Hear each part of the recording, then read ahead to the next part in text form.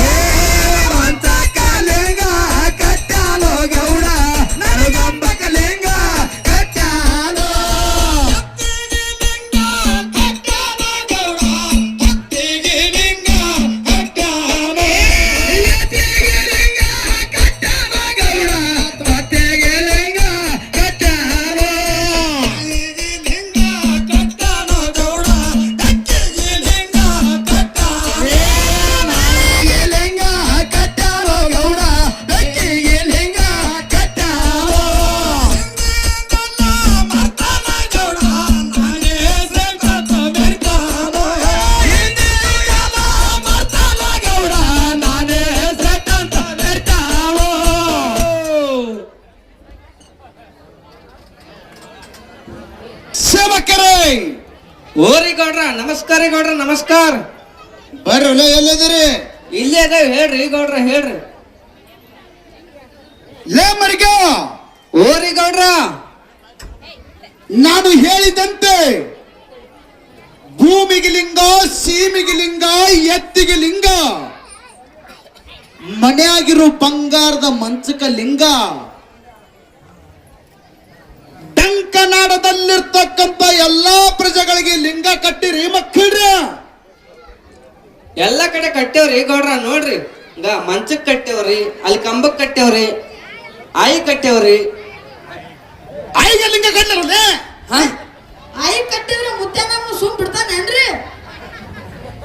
ಹಾ ಕರೆ ಇರ್ಲಿ. ಲೇ ದುರ್ಗಾ, ಓರಿಗೌಡ್ರ ಯಾವರ ಲಿಂಗಿಲ್ಲದ ಬಹುವಿ ಯಾವರೇ ಲಿಂಗಿಲ್ಲದ ಬವಿ ನನ್ನ ಭೂಮಿ ಸೀಮ್ಯಾಗ ಕಾಲಿಟ್ನಂದ್ರ ನಮ್ಮ ಭೂಮಿ ಸೀಮ್ಯಾಗ ಕಾಲಿಟ್ನಂದ್ರ ಆ ಮಗನ ಕೈ ಕಾಲ ಮುರಿದು ಸೊಂಟದಾಗ ಕಟ್ಟಿ, ಆ ಮಗನ ಕೈಕಾಲ ಮುರಿದು ಸೊಂಟದಾಗ ಕಟ್ಟಿ, ಸೊಂಟ ಮುರಿದು 3 ಮೊಳ ಅಂತರ ಮಾಡ್ಬೇಕು ನೋಡ್ಲೆ ಮಗನ. ಸೊಂಟ ಮುರಿದು 3 ಮೊಳ ಅಂತರ ಮಾಡ್ಬೇಕು ನೋಡ್ಲಿ ಮಗನ. ಏ ಮರ್ಗ ಇವನಿಗ್ರಿ ಗೌಡ್ರ, ಇವನಿಗೆ ಹೋರ್ ಮಕ್ಕಳ ಸಿಮಿಕಾಯಿ ಹೋರಿ. ಆಯ್ತ್ರಿ ಗೌಡ್ರ. ಹಿಂದಿಂದಲ್ಲ ಮರ್ತಾನ ಗೌಡ, ನಾನೇ ಶ್ರೇಷ್ಠಂತ ಮೆರಿತಾನ. ಹಿಂದಿಂದಲ್ಲ ಮರ್ತಾನ ಗೌಡ, ನಾನೇ ಶ್ರೇಷ್ಠಂತ ಮೆರಿತಾನ. ಗೌಡ ಕಣ ಮುಚ್ಚಿ ಕಣ್ಣ ತೆರಿತಾನ. ಗೌಡ ಕಣ ಮುಚ್ಚಿ ಕಣ್ಣ ತೆರಿತಾನ.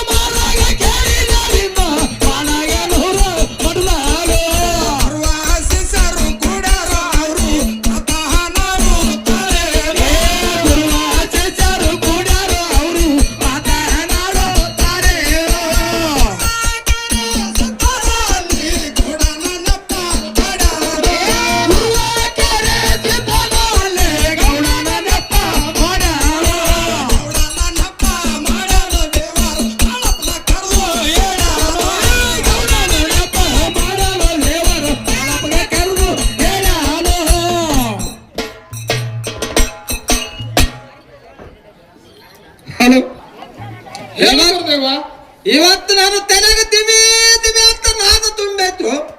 ಏಕೆಂದರೆ ಆ ಡಂಕ ನಾಡದ ಬಂಡ ದೈಗೊಂಡ ಗೌಡನ ಒಟ್ಟೆ ವಾಲಗದ ಡೊಳ್ಳಿನ ಸಪ್ಪಳ ಕೇಳಿ ಕಿವಿ ಗರ್ಜ ಬಿದ್ದಾವ ಮಾಳಪ್ಪ, ಕಿವಿ ಗರ್ಜ ಬಿದ್ದಾವು. ಯಪ್ಪ ಕರುಣೆಯುಳ್ಳ ಕರಿಸಿದ್ದೇಶ್ವರ ಗುರುವೇ, ತಾವು ಕೃಪೆ ಮಾಡಬೇಕು.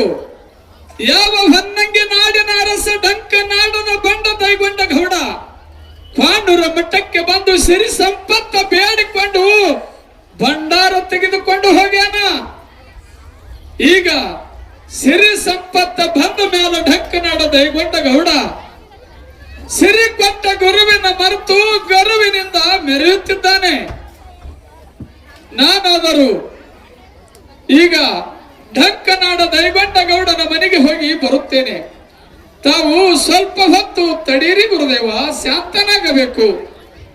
ಅಪ್ಪ ಹೇಳು ಗುರುದೇವ. ದೈಗೊಂಡ ಗೌಡನ ಧರ್ಭಾರ ನಿನಗೇನು ಮಾಡುವುದಿಲ್ಲ ಧರ್ಕಾರ. ಏಕೆಂದರೆ ಸಿರಿ ಸಂಪತ್ತ ಬಂದು ಗೌಡಗ ಶೀಲ ಹೆಚ್ಚಾಗ್ಯಾವು. ಭೂಮಿಗೆ ಲಿಂಗ ಸೀಮಿಗೆ ಲಿಂಗ ಕಟ್ಟಿ ಲಿಂಗ ಇಲ್ಲದ ಬವಿ ಹೆಂಗ ಬರ್ತಾನ ಬರಲಿ ಎಂದು ಆ ದ್ವಾರ ಬಾಗಿಲೊಳಗ ಕಾವಲ ಇಟ್ಟನು.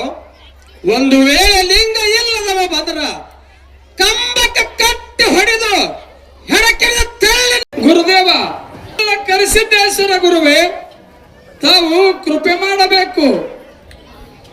ಢಂಕನಾಡ ದೈಗೊಂಡ ಗೌಡ ಸಿರಿತನ ಹೆಚ್ಚಾಗಿ ಶೀಲದಿಂದ ನಾ ಹೆಚ್ಚೆಂದು ಮೆರೆಯುತ್ತಿದ್ದಾನೆ. ಕಷ್ಟ ಬಂದಾಗ ಕೂಗಿ ಕರೆದಾಗ ಓ ಎಂದು ಓಡಿ ಬಂದು ಕೈ ಹಿಡಿದು ಕಾಪಾಡುವ ಕರುಣೆಯುಳ್ಳ ಕರೆಸಿದ್ದ ನೀನಿರ್ಲಿಕ್ಕಾಗಿ ನಾನೇಕೆ ಹೆದರಲಿ ಗುರುದೇವ, ನಾನೇಕೆ ಹೆದರಲಿ ಗುರುದೇವ. ನನ್ನದೊಂದು ಮಾತಿದೆ. ಏನೆಂದರೆ ಆ ಡಂಕನಾಡ ದೈಗೊಂಡ ಗೌಡನ ಮನೆಗೆ ಹೋಗಿ ನಾನು ತಿರುಗಿ ಬರುವಾಗ ಆತನ ಭೂಮಿಯ ಸೀಮೆಯ ದಂಡೆಯ ಮೇಲೆ ತಾವು ಎಕ್ಕಿಯ ಗಿಡದ ನೆರಳಿಗೆ ಎರಳಾಗಿ ಇರಬೇಕು.